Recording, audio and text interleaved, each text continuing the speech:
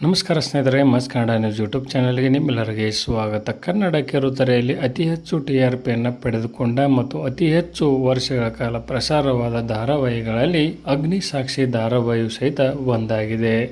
20ಕ್ಕಿಂತ ಅಧಿಕ TRPಯನ್ನು ಪಡೆದುಕೊಂಡ ಧಾರಾವಾಹಿ ಎಂದರೆ ಅದು ಅಗ್ನಿಸಾಕ್ಷಿ ಧಾರಾವಾಹಿಯಾಗಿದೆ. ಸತತ 7 ವರ್ಷಗಳ ಕಾಲ ಪ್ರಸಾರವಾಗಿ ಈ ಧಾರಾವಾಹಿಯು ಅಂತ್ಯಗೊಂಡಿತ್ತು. ಇದೀಗ ಅದೇ ಟೈಟಲನ್ನು ಇಟ್ಟುಕೊಂಡು ಮತ್ತೊಂದು ಹೊಸ ಪ್ರೇಮ ಕಥೆಯು ಸದ್ಯದಲ್ಲಿಯೇ ಕಲರ್ಸ್ ಕನ್ನಡ ವಾಹಿನಿಯಲ್ಲಿ ಆರಂಭಗೊಳ್ಳಲಿದೆ.